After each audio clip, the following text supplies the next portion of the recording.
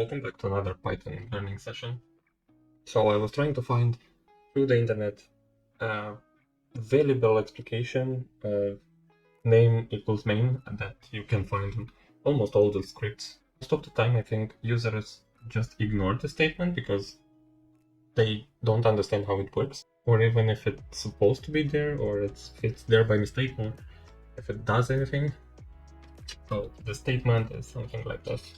If name equals main. So what does it mean? Firstly, we have to understand what name means. If you all do the following, print name, and you'll run it, you can see that the name is main for this specific script. Each script has its own name. As you can see here, this one should be test1 and the other test2. If you are in the script, it has a personal name, let's say, which is main. If you will try to find its name through another script, it will find the name as the py script name. So let's try to see how it works in the backend. Let's say we will have a function which will be n for name, and this function will just print the name. And if we'll call n, we will retrieve the name which is main. However, if we are going to import this function in another script, from test import from test1, sorry, import n, and we will call n and run it.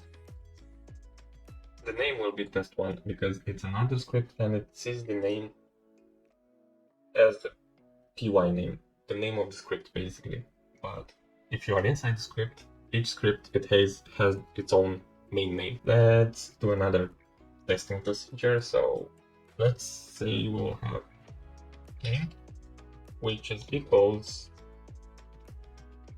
test1. No, it should be just test. But if the name is main, so if we are inside the script,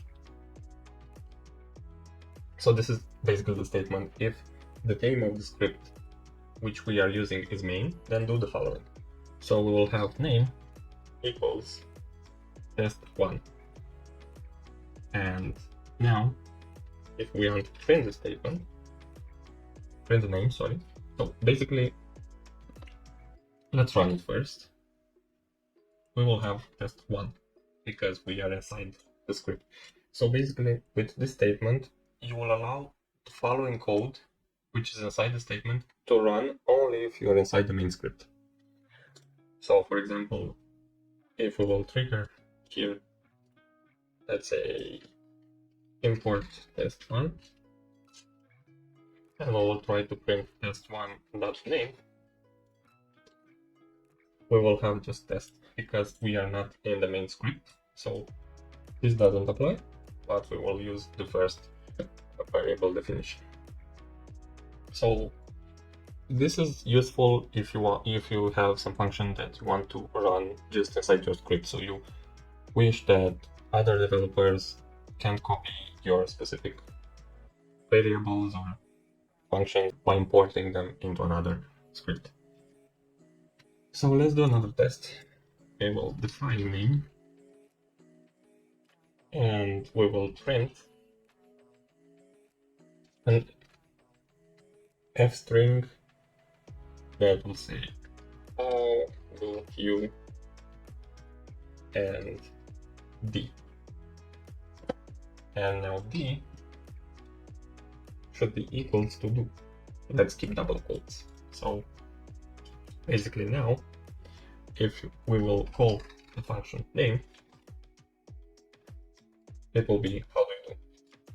But here, if we want to import, so from test import name, and we want to call name, it says D is not defined because here we are defining D if the name of the script is main. So even if we would try to let's say define here d also. If we are running it, it says d is not defined because it should be defined in the main script where we have the function defined. We can choose to use it in multiple scripts, but have only certain variables in using in the main script. Let's say we'll have print text, and this will be return text, and here we will have text equals an input value and for your text.